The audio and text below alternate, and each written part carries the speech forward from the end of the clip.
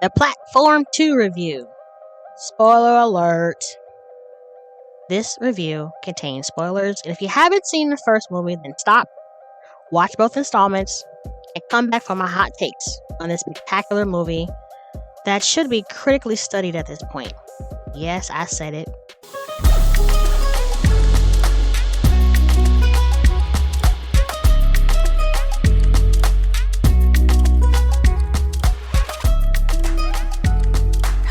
Hello, and welcome back to The Conversation Piece with your host, Akila.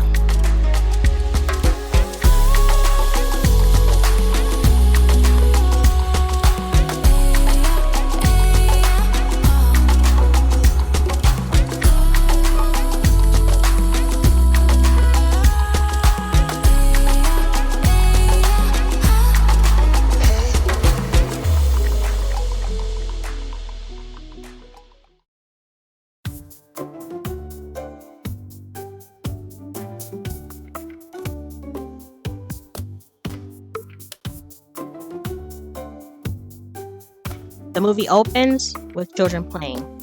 They appear happy, content, and unaware. There's uniformity as they're all dressed the same, which is alarming. Why is the movie opening in this fashion? If you're familiar with the original, you know nothing good comes from the pit. And these children wearing brown uniforms like the adults from the original have me nervous. Now, cut to some adults stating their favorite meal. But one meal only, and only one object. Their jovial attitudes have me nervous. The same premise as the original is being established, but these people seem oblivious, entitled even, like they're being interviewed for a reality show. Are they not aware of the pit? Perhaps not. Did the administration not get the message? Did something happen to the girl? Is this isolated? I have questions. The little things, the details. He wants pizza every day. And if he doesn't get his pizza every day with his toppings, he is going to set it off in here. Literally, as his object is a lighter. I am referring to Zamayatin. These names. Whew, quick aside. I like to search for the meaning of these names to see if the names reveal any kind of insights into the characters. So, interesting. There is a real person by the name of, I'm going to mess his name up, I already know, Yevgeny Zamayatin, who was a Russian author who created the anti-utopian book genre. His writing style utilized mathematical and geometrical metaphors. He wrote a book called Single State, where workers lived in a glass house, wore identical uniforms, and were ruled by a benefactor. Keep that in mind. So, the platforms, Zamayatin tried to set his house on fire while his parents were still in it, giving off Trimagasi vibes, obviously. But there's something deeper going on with him. Zamayatin finds himself staring at a pizza slice with nothing on it. He looked upward. Someone above ate his pizza. We find out immediately that snitches get stitches does not apply here. You better snitch if you want to survive. In the original, it was known that the first 50 floors eat every day. This time, they each get a meal to eat, but someone has eaten the toppings on his pizza. The above floors write out someone on level 21. Zamayatin is on level 24. Day 1, and already the rules are broken. It's always the few that ruin it for the many.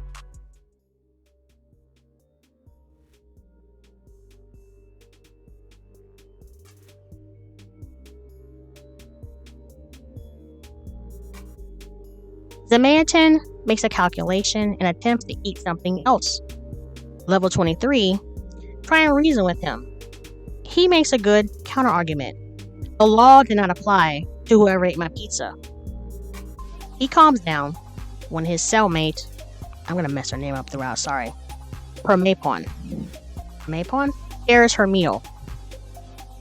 Communication seems to be the key in the pit, but now it's stopped at level 44.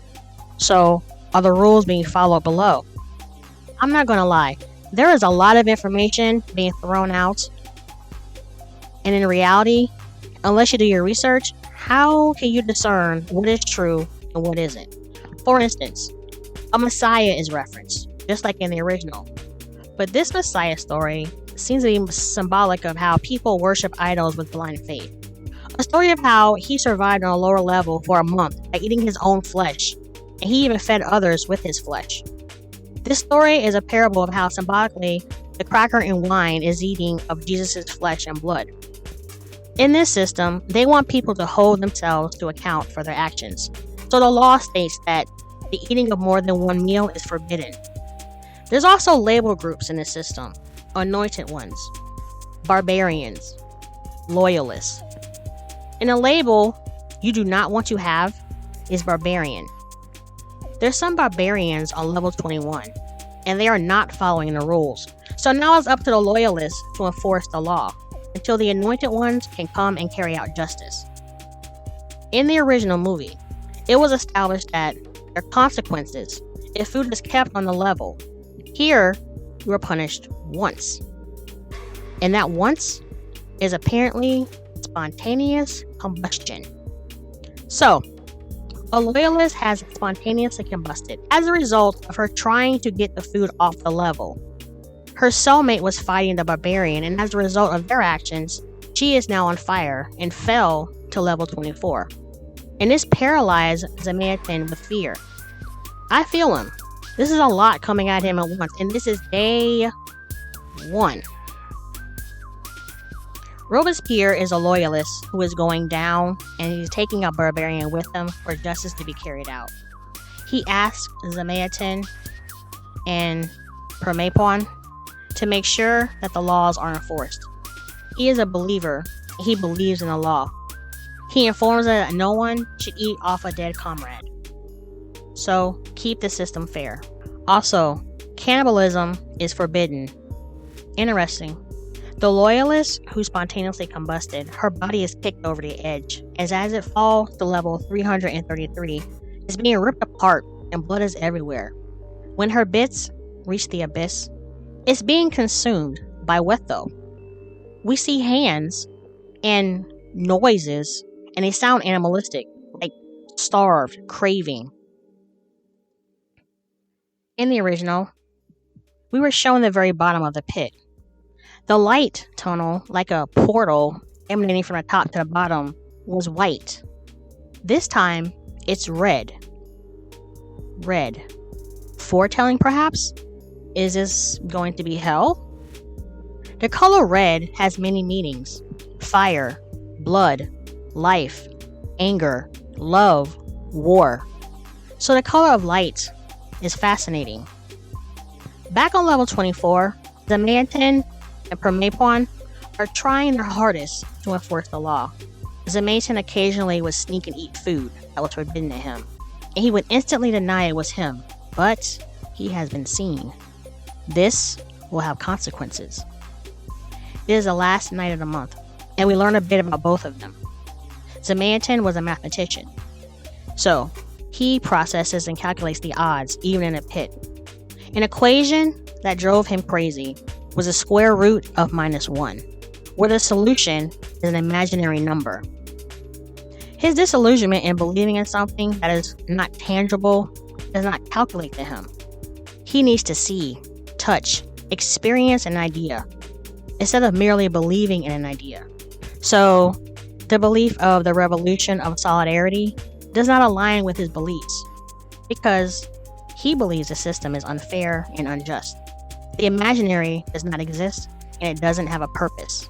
He is a non-believer. Zamyatin and Permapon awake on level 180. Meanwhile, the anointed ones have been purging the barbarians, and food has been able to reach level 175, but they are on 180. Immediately, the above and below levels state what their meals are. Word has gotten to them that there was a fat man on level 24 that ate off a comrade. They ask what level they previously been on. Permapon covers for Zamyatin. They agree that once the food gets to them, they will behave, but afterwards, they must do what is necessary to survive. Interesting how the perspective changes based on the level of resonance. In life, when we're struggling, we pinch our pennies in order to make our money stretch, sometimes robbing Peter to pay Paul. And if we're lucky to financially enable ourselves out of poverty, that mentality follows. In contrast to someone who grew up in abundance, when they hit hard times, they can't adjust and often struggle trying to adopt. And some of them end up committing suicide. My condolences to people who find that word offensive, but there it is. Like Imuguri in the original, the man's guilt gets the best of him, and he feels the need to purge himself of his sin. The reality of his consequences: his wife and kids have abandoned him. His parents are irritated by him. His business ventures failed. He was offered the pit as a place to discipline him, and he was reeling with guilt. He sets himself on fire to atone for the sin of sneaking and eating food that was not his. And again, as he falls to the bottom of the pit, again, the light is red. The camera zooms out to reveal a lot of people at the bottom of the pit. This scene looks like purgatory.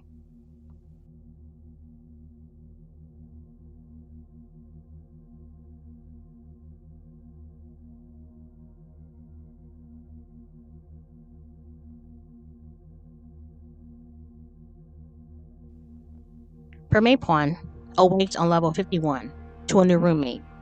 She lays out the rule to a woman who has one arm. This new system encourages accountability and for justice to be dispensed eternally. Is this an improvement from the original? The rule of 4 comes into better perspective here, and is this rule that will change Permapuan. Already affected by Zemetin's death, she is transforming. The first 4 have a better view of the platform, so accountability is key, and everyone is watching and suspicious of each other. The name Dagon Babi, the Anointed One, has Permapuan's new cellmate visibly disturbed. Is this foreshadowing? We're not told her name, and perhaps this is purposeful. Maybe we're not supposed to make any type of connection to her, yet she brings up escaping from the pit. Permapuan, she's about that action. She's looking for ways to redeem herself, to forgive herself, to purge her sins. The higher up you are, the more responsibility you have. Like in society, the more money you have, the more taxes you should be paying. The tax code has not been fair and just in over 40 years now.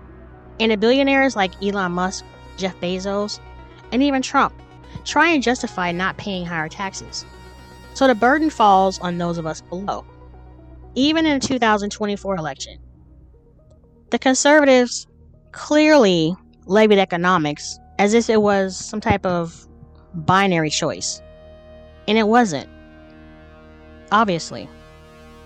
Were Americans better off financially under Trump or Biden? When in reality, the dice is loaded against Americans because of billionaires. And the billionaires are the ones loading the dice. In a week when President-elect Trump won, the 10 richest billionaires earned $64 billion in one day. $64 billion in one day. How much of that you think will trickle down to us? None. Obviously.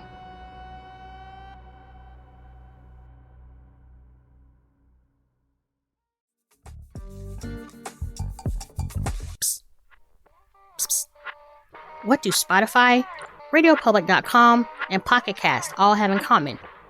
Me, the Conversation Piece podcast with Aquila. So go ahead and hit that notification button. Go ahead. I'll wait. Alright, back to the show.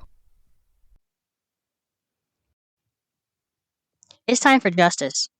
A barbarian has been called out below, and Permapuan and her cellmate go into action. Only caveat, they are not in the immediate the first 4. This is all in a matter of perspective.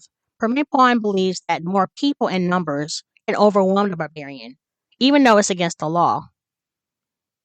It was said to her, but you're endangering the communication chain.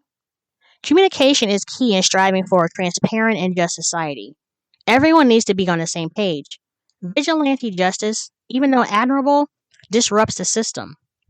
Permaipon states, we need more people to finish off that pig. Orders from above. Orders from above is a lie. So she broke the communication chain only after one level. This will start a chain reaction. On level 54, they encounter the barbarian, and Permaipon goes into a bloodlust rage, reminiscent of her sketch on the wall back on level 24. She lets the barbarian escape by showing mercy. This will have consequences. If one person disobeys and is not punished, how will everyone else learn what not to do? Permaipon's cellmate wants to go after him because she knows the consequences. At level 55, they encounter a person with Down syndrome. And here is where my naivete and assumptions take place. He's not threatening, and initially, he wasn't on the surface. We learn what happens when the rules are not followed. Permaipon's cellmate has been in a pit for 6 months, and she relates to us what happened to her one day. On her day one, she had a cellmate, Kakashi, who explained the law. She found it unfair, but agreed to follow. They always respected the law. They found a man who was malnourished and gave him food. And some food was from a dead comrade, so he ate what was not entitled to him. A few days later, an anointed one came, and Dagon Bobby, the strictest anointed one, decided to give out an exemplary punishment. He had her lower arm cut off, and Kakashi resisted and gouged out his eyes. Dagon Bobby had Kakashi tied naked to the platform and sent down defenseless to the lower levels. They ate her alive, and she was forced to watch. She wants to escape. She thinks she found a way out. The way out is during the intervals. Keep going down and look for the drowning dog.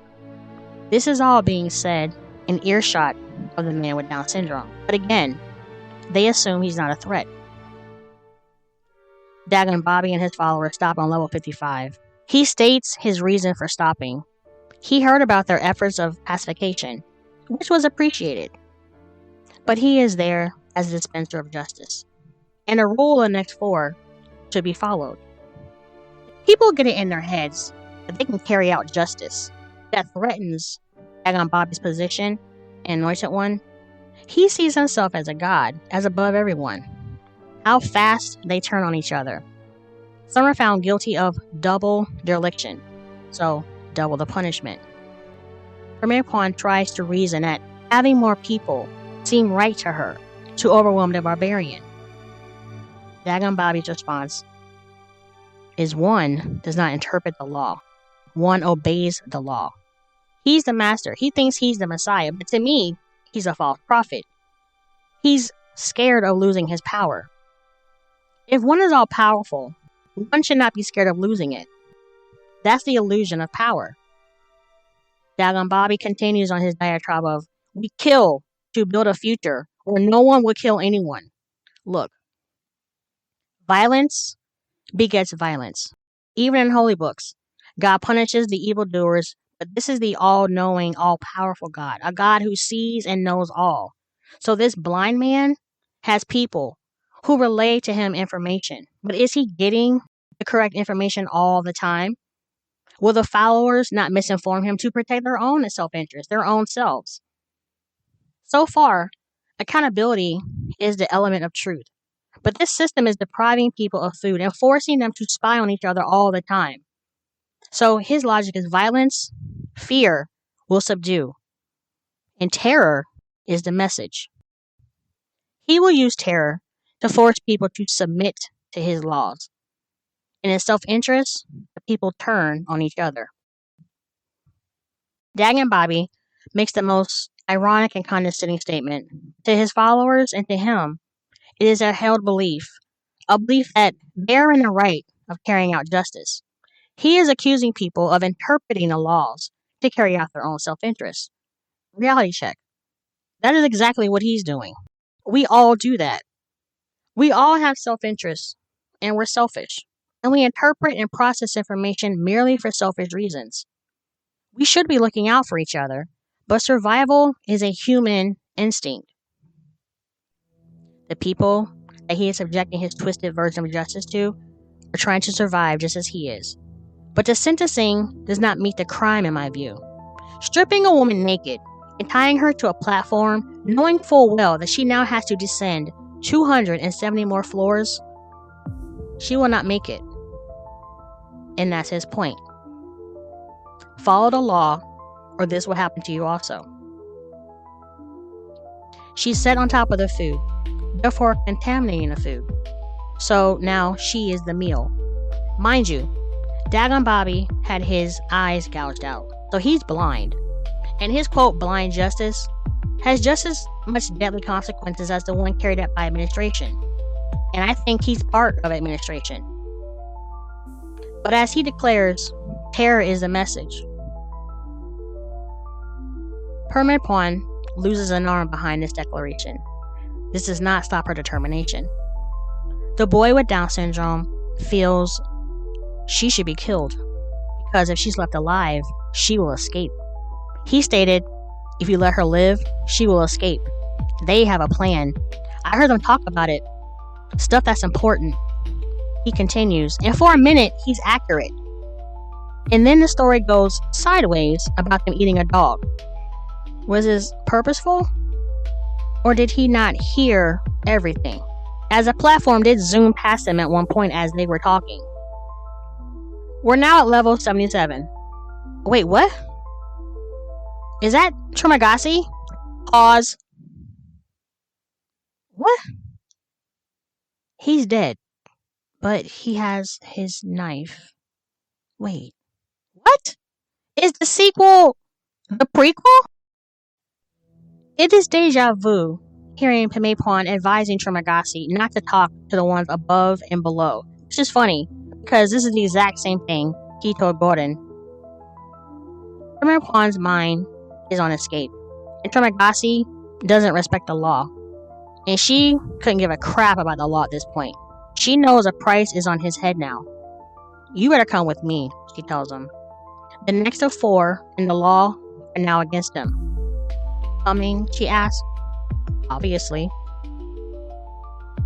Pimepon's attitude is F-A-F-O at this point. And I'm here for it. You won't get anywhere alone. You want to act like them? You must face them in a group. As she descends, she isn't using violence yet. She's using dialogue. This is her act of spontaneous solidarity. Is that Bharat? He's definitely dead, yes.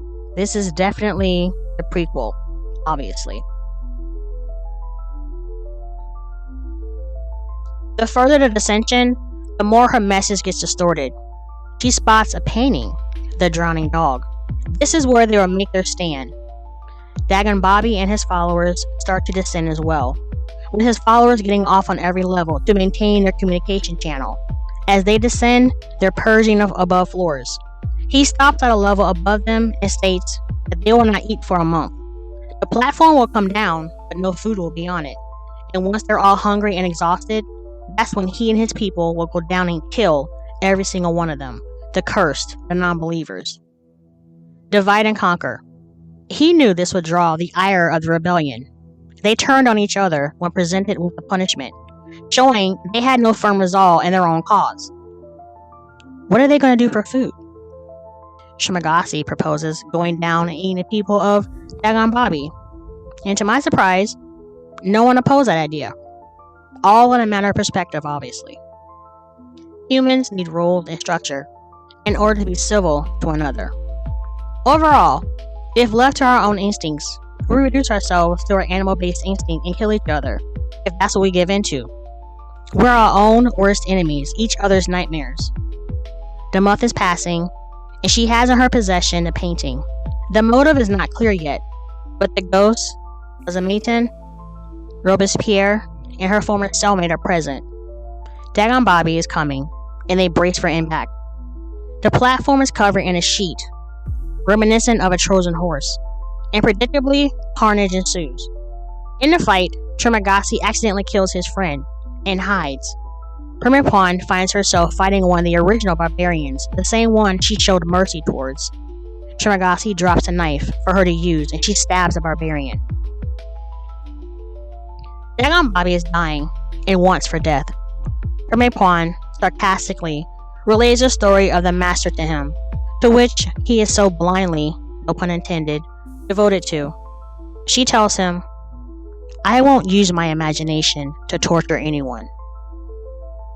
We're all prisoners of ourselves, and for that, there's no escape," Shimagasi suggests.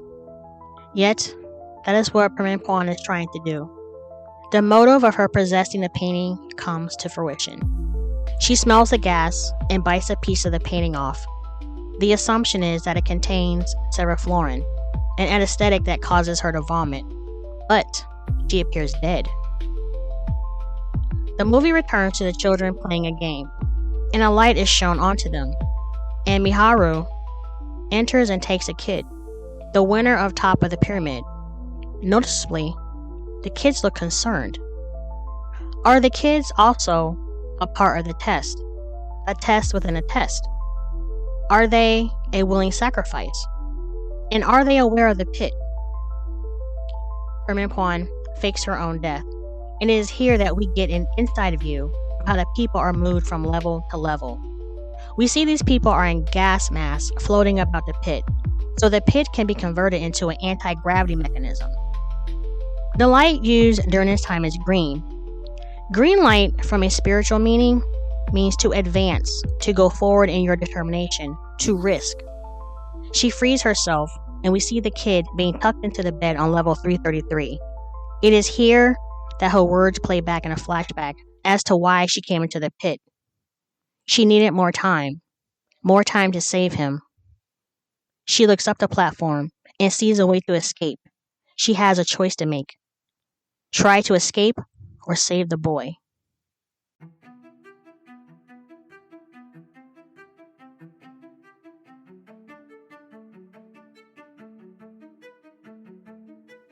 She glides across the pit to the kid and harms herself in the process.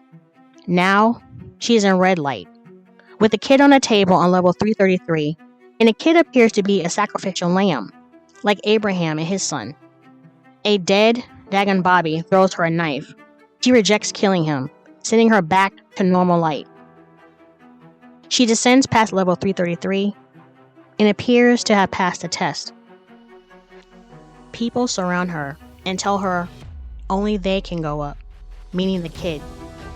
But she won't abandon him.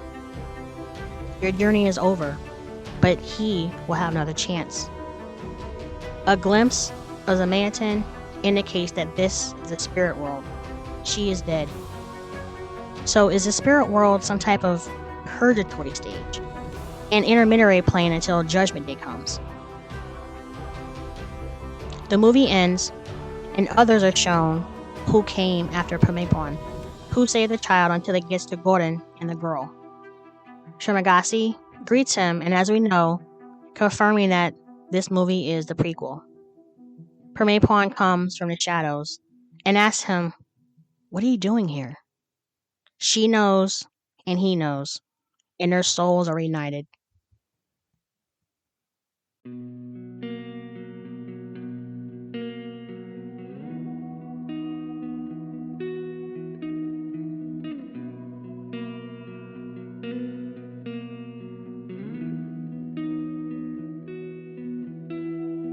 The platform series overall is a stunningly beautiful, cinematic microcosm of the human existence and soul. Some of us do find ourselves above. Some of us find ourselves below. Some of us find ourselves falling. Some of us will rise to the occasion in reminding each other and ourselves that none of us get to any of these positions, especially ascension, by ourselves. It's a mirror examining how we treat each other based on preconceived notions. It's a mirror that does not flinch on who we value in society. And yes, these mirrors are violent, but mankind is violent to each other. How quickly we turn on each other. We divide ourselves into groups, race, religion, nationalities, gender, politics, wages. superficial stuff. These are real issues. Divisions are real. So how can we confront and overcome these divisions is the overall question. What's the solution? I do not know, as I'm recording this after the 2024 election, and I'm still trying to process. But I digress. The film suggests that if we are deprived enough, the base nature of a human being will rise and we will destroy each other.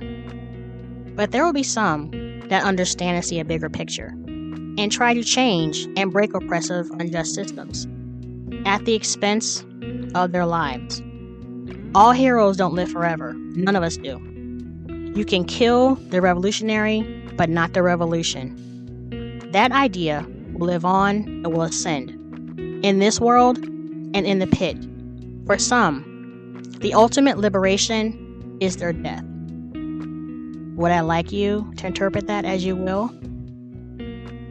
Obviously.